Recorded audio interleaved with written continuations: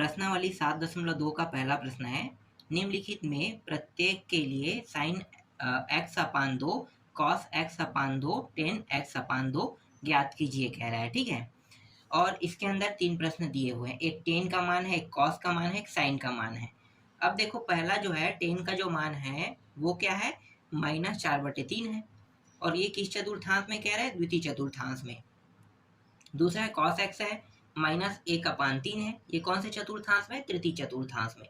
और तीसरा प्रश्न है x बराबर 1/4, x द्वितीय चतुर्थांश में स्थित है कह रहा है। ठीक है, और हमें लाना क्या है, साइन x/2 कॉस x/2 और टेन x/2 का मान हमें इस प्रश्न में निकालना है। तो पहला प्रश्न को लेकर चलते हैं।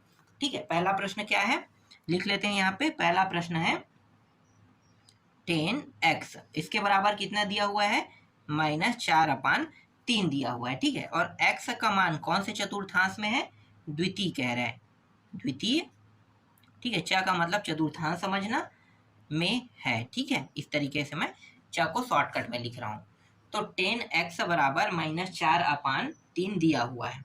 ठीक है, किस चतुर्थांश में, द्वितीय चतुर्थांश में। ठीक, चलो हल करते हैं।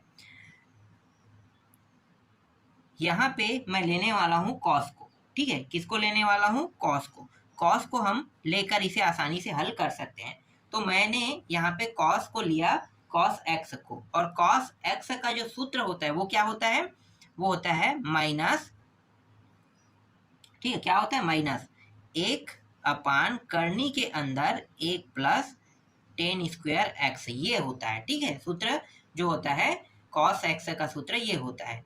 ठीक है, और यहाँ पे एक चीज मैं आपको और बता देता हूँ, ये जो कॉस एक्स है इसको हम इस तरीके से भी लिखते हैं, ये इस प्रकार से लिख रहे हैं। इसका मतलब क्या होता है, कॉस एक्स को देखो, कॉस एक्स से बड़ा कौन है, 0 है।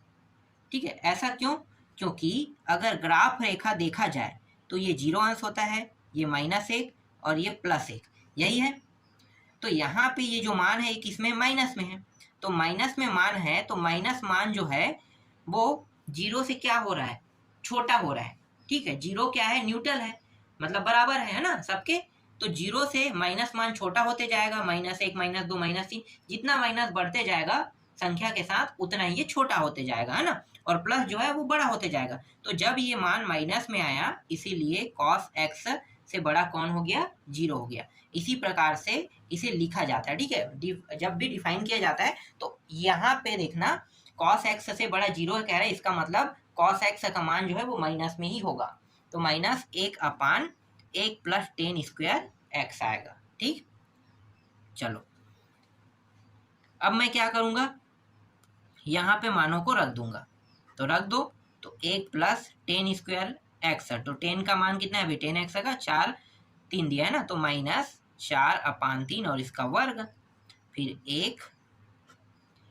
1 प्लस 4 चौक 16 और 3 दिया 9 होगा। ठीक है, यही मान प्राप्त होगा। ये माइनस माइनस क्या हो जाएगा, 2 बार वर्ग है, 2 बार है ना, मतलब वर्ग दिया है यहाँ पे, इसलिए ये क्या हो जाएगा, प्लस हो जाएगा। यहाँ पे कुछ नहीं मतलब 1, तो 9 एकम 9, पहले 1 लिख लेते हैं, 1 9 एकम 9 प्लस 16, फिर ये रहा 9, इस तरीके से। तो 1 ये हो गया 25/9। ठीक है, यहाँ पे कुछ नहीं मतलब 1 है, तो 1/1 इस तरीके से। और यहाँ पे देखो कितना है, 25/9 है, तो 25 का 5 बाहर आ गया, और यहाँ से कितना बाहर आ जाएगा, 3 बाहर आ जाएगा। ठीक है, पहला और चौथे का गुणा और ये दूसरा और तीसरे का गुणा, तो कितना होगा, पहले और चौथे का गुणा करने पर, तो पहला और चौथे का गुणा करने पर ये 3 ऊपर गया, मतलब 3, और नीचे में 5 आ जाएगा।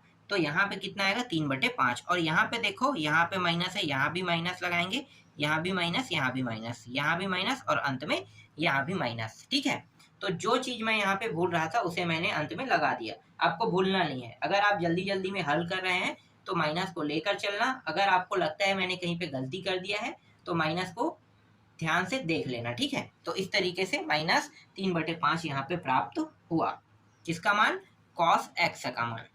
ठीक है, अब यहाँ पे प्रश्न में क्या कहा है भाई, देखो माइनस जो 10 का मान है ना, कितना है, -4/3, एक्स द्वितीय चतुर्थांश में स्थित है कह रहा है। तो यहाँ पे मैं क्या करूंगा, यहाँ पे मैं लिखूंगा चूंकि x कौन से चतुर्थांश में है, द्वितीय चतुर्थांश में स्थित है, अतः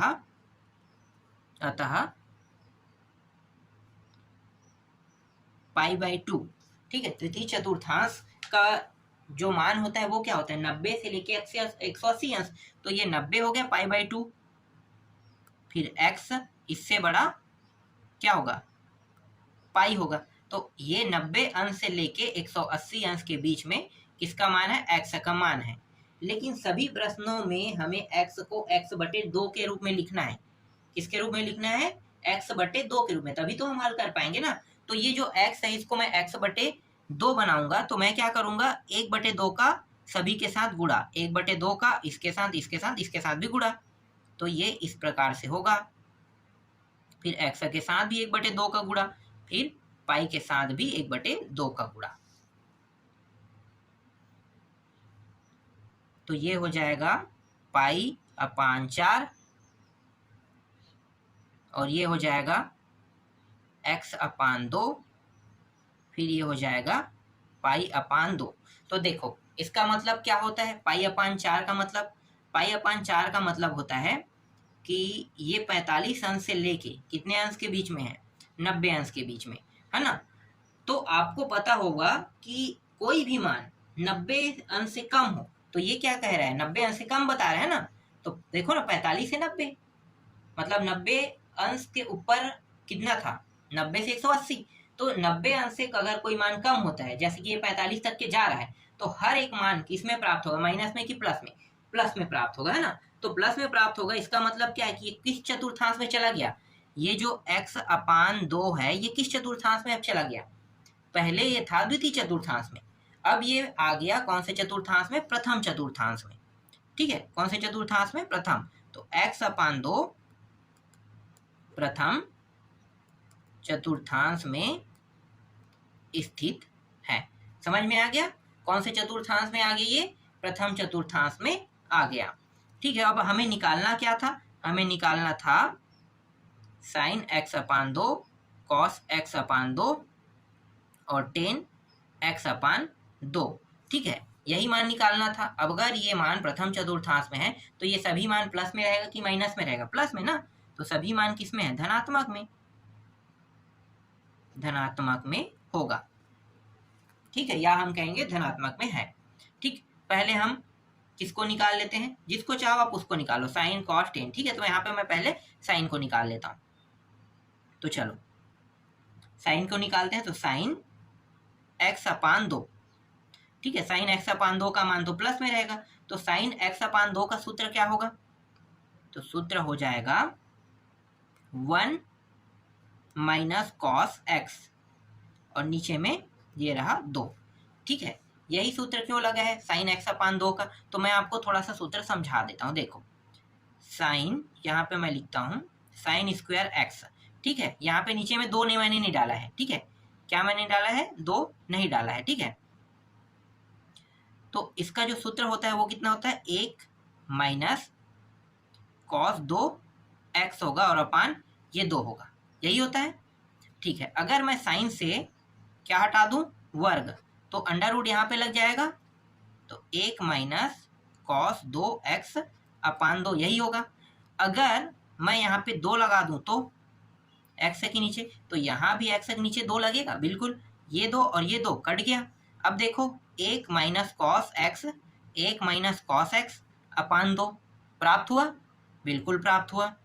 तो ये जो सूत्र है ना, यहाँ पे डायरेक्ट साइन x/2 का जो मान रखा गया है यहाँ पे, ये कुछ इस प्रकार से होकर आया है, गुजरा है, ठीक है। तो डायरेक्ट ना ये ना करके सीधा हमने क्या कर दिया है, इसके जगह पे डायरेक्ट ये मान रख दिया है। तो किस प्रकार से कैसे ये सूत्र बना है ये आपको अब पता चल गया होगा, समझ में आया, ठीक है। अब चलो मानों को रखते हैं।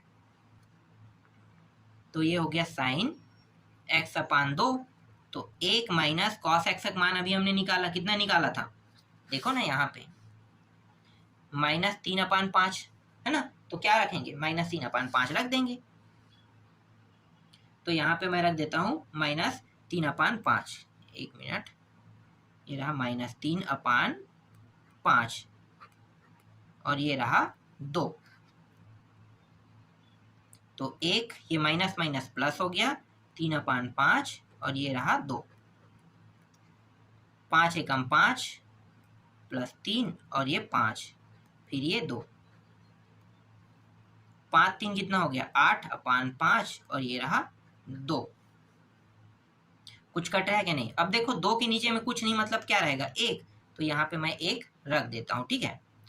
अब पहला चौथे का गुणा दूसरा और तीसरे का गुणा कर देते हैं, ठीक है। पहला और चौथा और दूसरा और तीसरे का गुणा कर देते हैं। तो गुणा जब करेंगे तो कितना प्राप्त होगा, ये हो जाएगा 8, ठीक है, और नीचे 5 दूनी 10, ये 10 प्राप्त हो गया, ठीक है। 2 के पहाड़ा से दोनों कट सकता है, बिल्कुल, तो काट दो।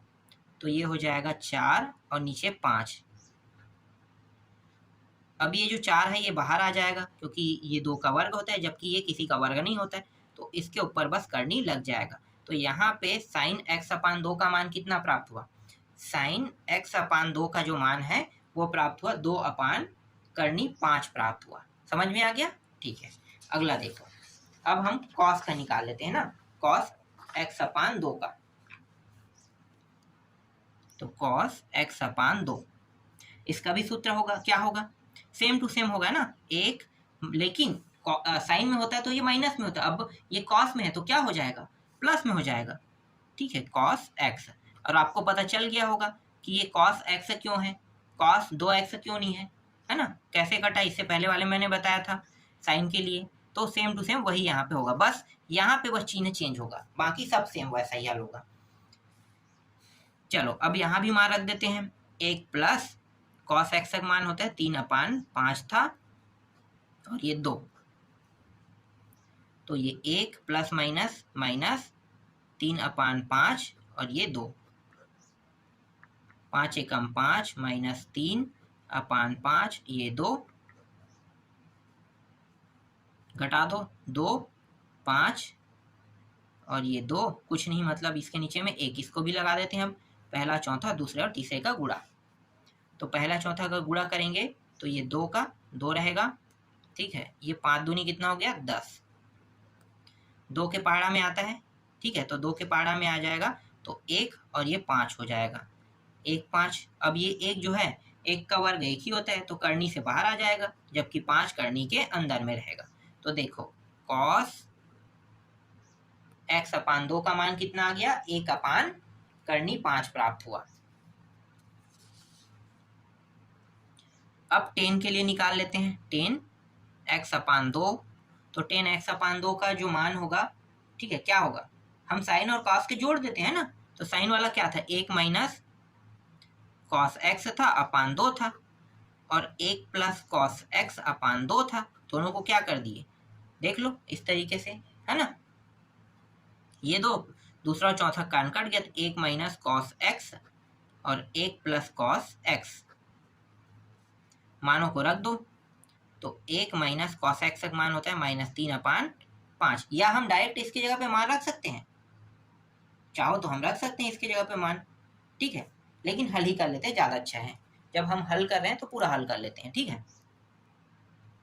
तो हो गया 1 माइनस ये, और नीचे में क्या था, 1 प्लस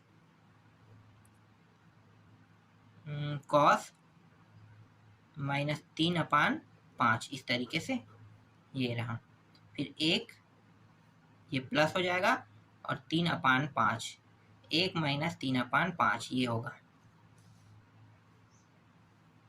तो ये 5 प्लस 3/5 ये हो जाएगा 5 माइनस 3/5,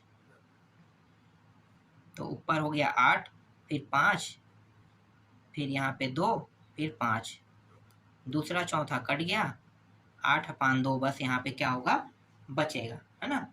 2 के पहाड़े में 8 कितने बार में आता है, 4 बार में, तो ये करनी 4 हो जाएगा, और करनी 4 जो है ये बाहर आ सकता है, तो 2 यहाँ पे आ गया, ठीक है। तो ये जो 10 है, देखो 10x है, इसका जो मान है वो कितना प्राप्त हुआ, 2 प्राप्त हुआ, यही इसका आंसर है, ठीक है।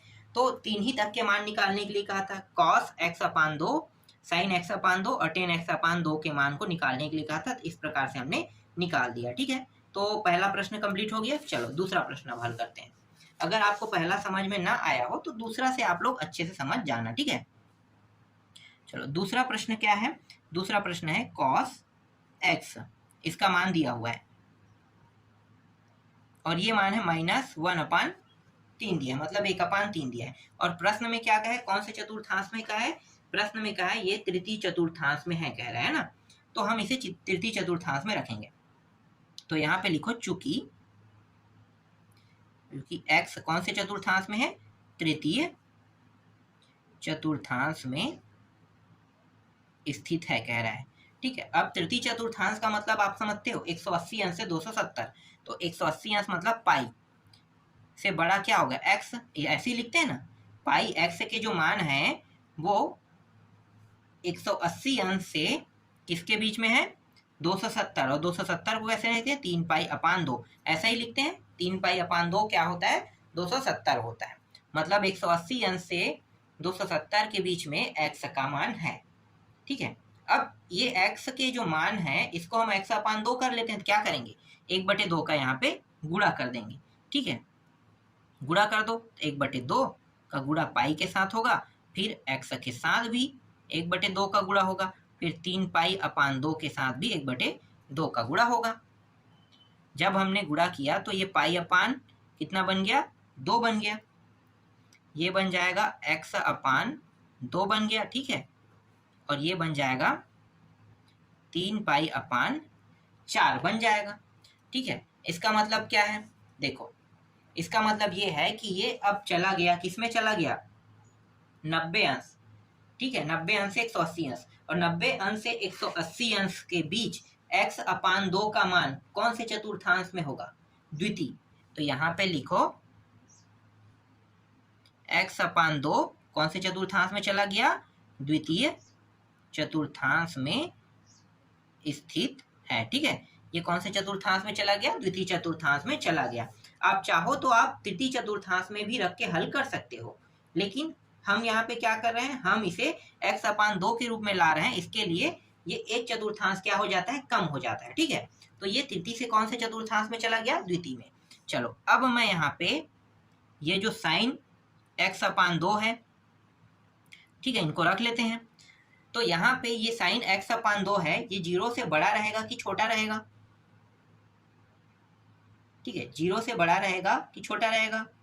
तो ये रहेगा छोटा। क्यों छोटा रहेगा? क्योंकि cos का जो मान है वो द्वितीय चतुर्थांश में प्लस में होता है कि माइनस में? माइनस में। तो भाई इनके सभी मान किस में हो जाएंगे? माइनस में। ठीक है, इसीलिए यहाँ पे cos x अपान 2 भी इस तरीके से लिखेंगे इसे, और एक है साइन tan है ना, tan x अपान 2 को भी इसी प्रकार से लिखेंगे। ठीक है, चलो पहले साइन को हल कर लेते हैं। तो साइन x अपान 2, साइन x अपान 2 का जो सूत्र है वो क्या होता है? 1 माइनस कॉस एक्स, यही था, और ये रहा। ठीक है, यहाँ पे मानों को रख देते हैं। तो 1 माइनस कॉस एक्स का मान -1 अपान 3, और ये रहा 2। तो 1 माइनस माइनस प्लस 1 अपान 3, और ये रहा 2। 3 एकम 3 प्लस 1, और ये रहा 3, फिर 2। 3 और 1 कितना हो गया? 4, 3 और ये 2। ठीक, यहाँ पे कुछ नहीं, मतलब क्या है? 1 है। तो पहला चौथे का गुणा, दूसरा और तीसरे का गुणा। तो 4, 1 का गुणा 4 हो गया, और 3 और 2 का गुणा करने पर 6 प्राप्त होगा, और ये करनी के अंदर में है। ठीक है, और ये मान किस में था? प्लस में था कि माइनस में? माइनस में था ना, तो मैं यहाँ पे माइनस सभी के आगे लगाते चलूंगा। ठीक है, ये चीज आप लोगों को भूलना नहीं है, सभी के आगे क्या करना है? माइनस, क्योंकि कॉस का मान द्वितीय चतुर्थांश में माइनस में होता है, तृतीय चतुर्थांश में भी माइनस में होता है। सिर्फ कौन से चतुर्थांश में प्लस में होता है? पहला चतुर्थांश और चतुर्थ चतुर्थांश में बस प्लस में होता है। ठीक है, तो यहाँ पे 2 बाहर आ गया, और ये जो 6 है ये करनी के अंदर में ही रहेगा। ठीक है, अगर आप चाहो तो दोनों को भी करनी के अंदर में रख सकते हो। कैसे? देखो 2 एकम 2 तिया कट गया, तो 2 बार में और ये 3 बार में, तो अब ये दोनों के दोनों करनी के अंदर में रहेगा। ठीक है, तो आप ऐसा भी इसे कर सकते हो। ठीक है, तो ये जो साइन वाला है ना x/2, इसका मान कितना प्राप्त हुआ, माइनस देखो 2 करनी 3 क्या हुआ, प्राप्त हुआ। हाँ, यहाँ पे मुझसे एक गलती हुआ है। गलती ये हुआ है कि ये साइन x/2 जो है वो द्वितीय चतुर्थांश में किस में होता है, प्लस में कि माइनस में, प्लस में ना, तो ये सभी प्लस में हो जाएंगे। ठीक है, ये गलती हुआ था, ये सुधार लेते हैं। मैं ये कॉस को लेकर हल कर रहा था, सोच के ना माइनस में रख रहा था। ठीक है, ध्यान देना, कॉस यहाँ पे जो द्वितीय चतुर्थांश में साइन होता है और कोसेक दोनों बस मान किस में होते हैं, प्लस में होते हैं, बाकी सभी के मान माइनस में। ठीक है, ये याद रखना। चलो आगे देखते हैं। अब मैं ले रहा हूँ कॉस ले रहा हूँ। हाँ, अब जो कॉस x/2 रहेगा, इनके जो मान है वो माइनस में होगा, है ना, तो 1 प्लस कॉस x/2। चलो मानों को रख दें, तो 1 प्लस 1/3 और ये रहा 2। फटाफट हल करते हैं, तो ये प्लस माइनस माइनस हो जाएगा, 1/3 और ये 2, 3 एकम 3 माइनस 1 और ये हो जाएगा 3, फिर 2, तो 3 और 1 कितना हो गया, 2 और ये 3 और नीचे में 2, कुछ नहीं मतलब 1, पहले चौथे गुणा दूसरा और तीसरे का गुणा, तो 2 और ये 3 दूनी 6, 2 एकम 2 तिया कट गया, कितने से, 1 3 से। तो यहाँ पे कितना प्राप्त हो रहा है, यहाँ पे प्राप्त हो 1 करनी 3। अब यहाँ पे माइनस जो चिन्ह है उसको मैं आगे लगाते चलता हूँ इस तरीके से। ठीक है, ये आ गया, तो इसका जो मान है वो किस में आया, -1 करनी 3 हमें प्राप्त हुआ। ये समझ में आया। चलो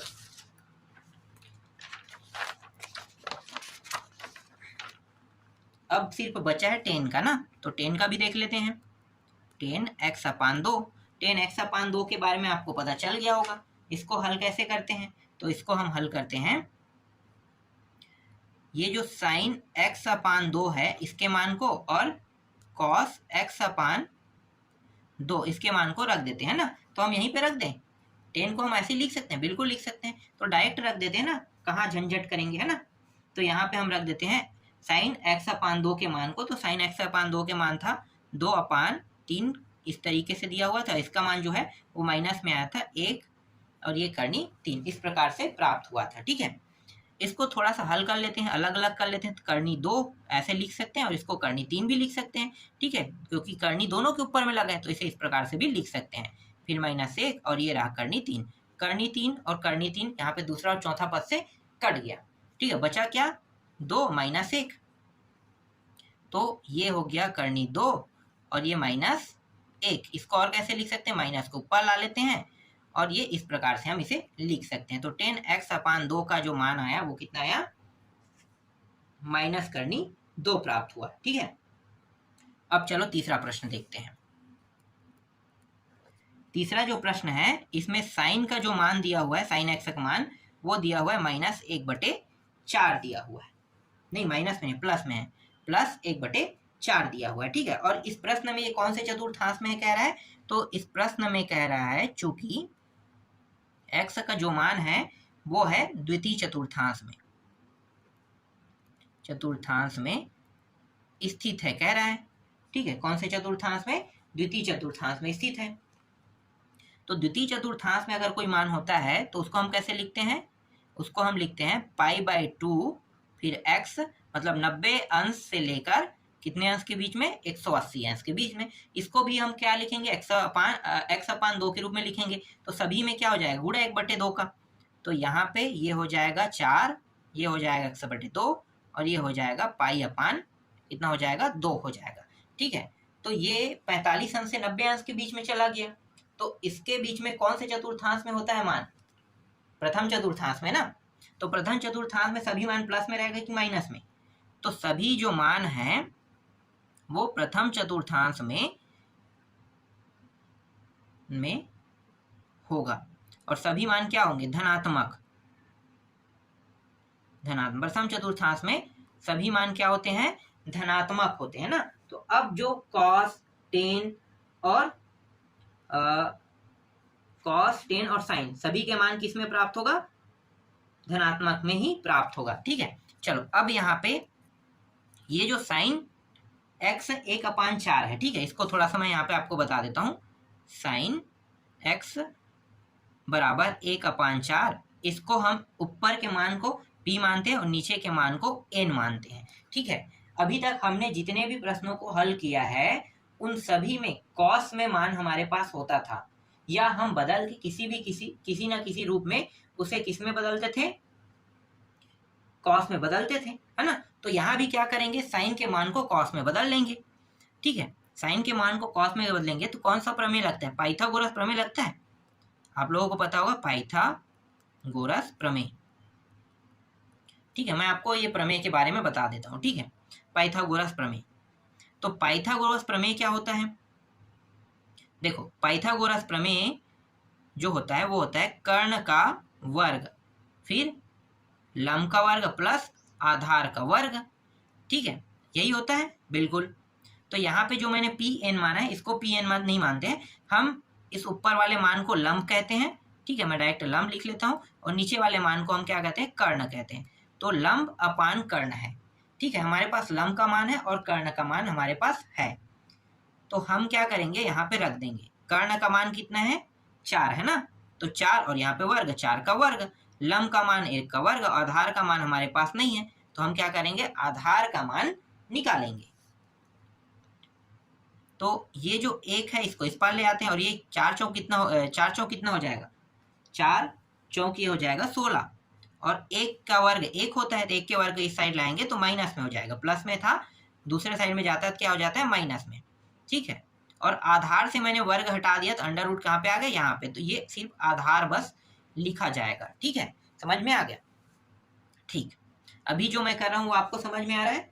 ठीक है, आधार का मान निकलेगा तो हम कॉस का मान आसानी से बना सकते हैं। अब यहाँ पे ये हो गया 15 और ये हो गया आपका आधार। अब कॉस का मान लिखते हैं। कॉस एक्स का मान क्या होता है? तो कॉस एक्स का मान होता है आधार अपान कर्ण होता है, यही होता है। तो देखो, आधार का मान कितना है? कर्णी 15, और यहाँ पे देखो कर्ण का मान कितना है? 4, रख दो। तो 15 कर्णी 15/4, कॉस का मान निकल गया। अब हम साइन x/2, कॉस x/2 और टेन x/2 के मान को आसानी से निकाल सकते हैं। तो चलो निकाल लेते हैं। तो यहाँ पे मैं साइन x/2 का पहले निकाल लेता हूँ। साइन x/2 का मान क्या होगा? देखो 1 प्लस नहीं माइनस में कॉस x, यही होगा। और यहाँ पे 2 आगे हल करें तो 1 माइनस कर्णी 15/4 अपान ये रहा 2, इस प्रकार से। ठीक है, ये इस प्रकार से होगा। आगे ये ज़्यादा हल नहीं हो रहा है। ठीक है, तो ज़्यादा हल नहीं करेंगे, ये बस थोड़ा सा कर लेते हैं। 4 एकम 4, और ये हो गया 15, और ये 4 और फिर ये 2 और फिर 1, कुछ नहीं मतलब इसके नीचे में 1 लगा देते हैं।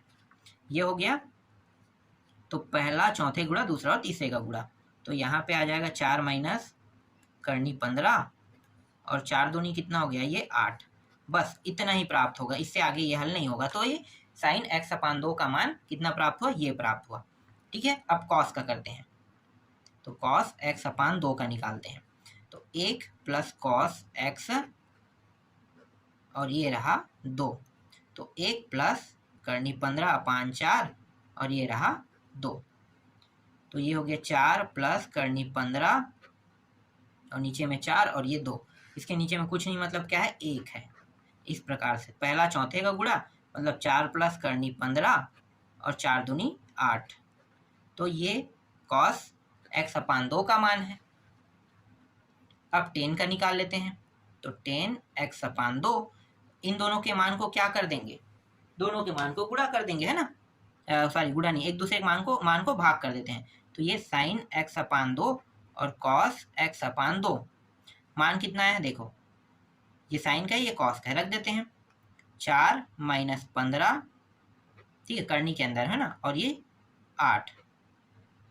4 प्लस कर्णी 15, और ये भी 8, ये कोष्टक के अंदर लिखो। अब यहाँ पे देखो, दूसरा चौथा कट जाएगा, काट देते हैं। 4 माइनस कर्णी 15 और 4 प्लस कर्णी 15, और ये इस तरीके से। और ये क्या है? यही जो मान है वो टेन x/2 का मान है। तो इस प्रकार से ये प्रश्न पूरा क्या हो गया? कंप्लीट हो गया। ठीक है, बस इतना ही करना था और ज़्यादा कुछ इसमें करने लायक नहीं है। ठीक, तो इस प्रकार से ये प्रश्न कंप्लीट हुआ। इसके बाद जो प्रश्न क्रमांक 2 है उसको हम नेक्स्ट वीडियो में देखेंगे।